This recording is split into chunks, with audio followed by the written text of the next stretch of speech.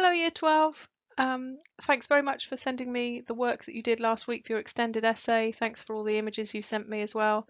It's made my day, to be honest. Really nice to hear from you. So just to go over what I'm asking you to do this week, as I warned you, you're going to be completing a photo shoot. So you've hopefully completed your extended essay looking at an artist who explores a different approach, whether, something quite simple like their approach to lighting, whether it's their approach to line and the way that they use line, texture, subject, composition, and so on. And your photo shoot now is going to show how you have been influenced by that investigation. I'm going to ask you to complete a bubble map, exploring photo shoot ideas, and a photo shoot planning page. I can almost imagine you slightly rolling your eyes. So, to explain, when you complete these things, bubble map and photo shoot planning page, it shows that you have considered and explored the medium, which is photography. And that shows evidence of developing your ideas, and it shows evidence of refining your skills. And those two things account for half of your final grade.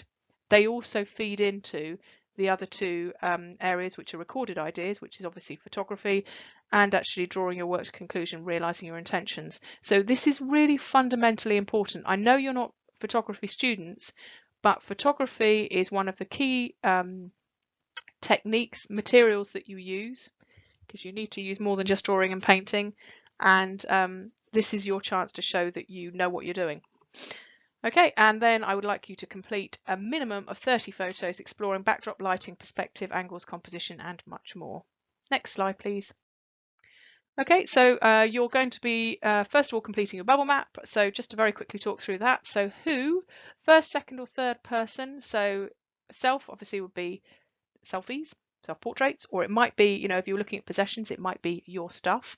We would be the people that you are kind of closest to, and so people that you're associated with, family. Not many people at the moment, I understand that.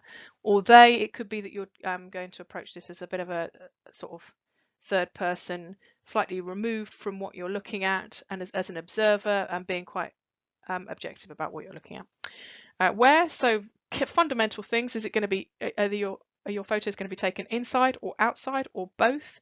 Are they going to be macro or micro, so close up or further away? When, so thinking of time of day, and that could, fundamental things with time of day are lighting transitions, but it might also refer to when people are available. It might even refer to when it's realistic for you to get up. I'm hoping you're all vaguely getting up early, but anyway. Why? So the why of your photo shoot is you need to just think about why you're doing it, justify your choices, linking it to your personal interpretation of your exam question, and also, referring to the artist and this new approach that you're thinking of. How? So again, the practicalities, things like equipment, lighting, props, backdrop, if whatever your subject is, how you're going to arrange that, how you're going to acquire it if you need to acquire things.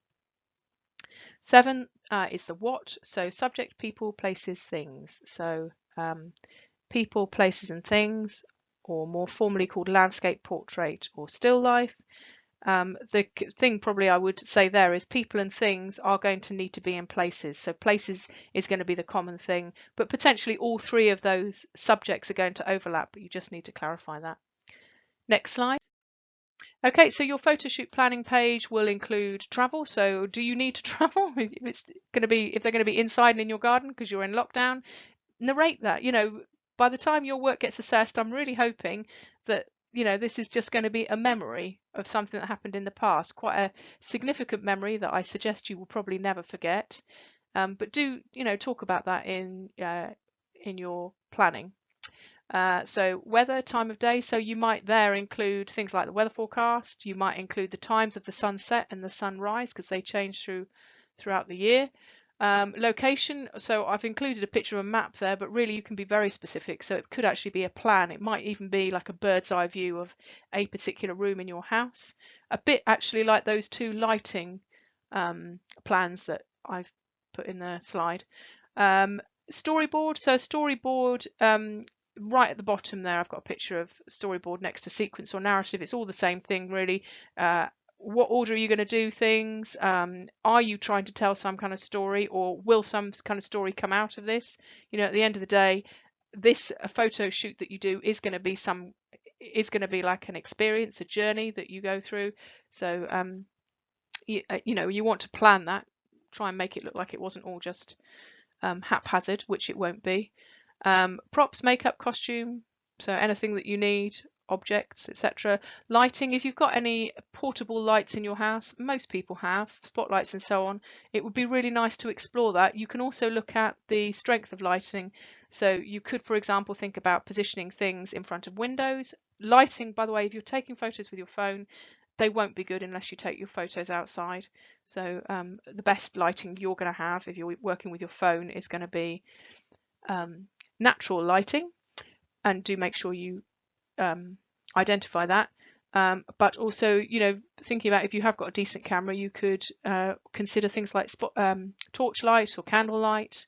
You could think about coloured light and so on. I've included a link there for backdrop because that I think is quite tricky, to be honest, at home, but you're really good at improvising stuff, so I look forward to seeing what you manage to create with bits of fabric and so on. Sequence and narrative I've already talked about in equipment, so camera, lighting, if you've got a tripod. Again, as I said, the fabric, backdrop. Okay, so I think that is it. I am going to include 2 other videos.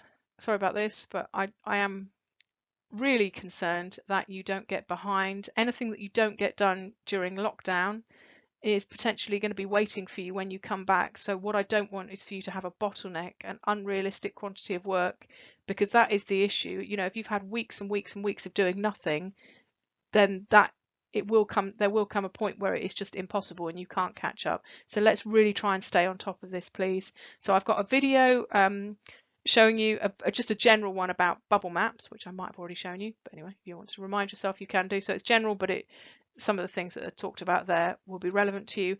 And there's a video of how you might lay out or present that planning page, because as I say, it's really good evidence of developing ideas and refining skills. Guys, I'm missing you. I'm hoping we're going to see you soon. You are priority year groups. If you didn't know that already, it's year 6, year 10 and year 12. Because this is such an important year for you all. So I'm hoping that we will see you in the not too distant future, although nothing's being said to me. You know, I know as much as you do, so on a general front. I don't know when you're going to be back in, but I'm really hoping it won't be too long. Thanks ever so much for keeping in touch with me. It's lovely to hear from you, genuinely, and maybe slightly sadly, it does make my day. So keep in touch and do keep pinging me across things that you're doing. I really loved getting all those pictures of your work. If you've got any further with your painting, some of you have got unfinished work that you needed to show me, lovely, please do pass them on. Sketchbook pages, I'd love to see how those are doing. And even if they're unfinished, you know, this isn't an opportunity. I'm not going to be sending you nasty emails where I tell you off. It just really helps me to know where you're up to. And then obviously that helps me to set you future work as well. Okay, so it's really important. Anyway, good luck with all this, and don't forget to do your 20 question test. That is being watched by Miss Loughnan, Miss Little, Mr. Tutt, everyone. So if you haven't done it, it is being noticed, that one. Okay, lovely. Thanks very much. Bye.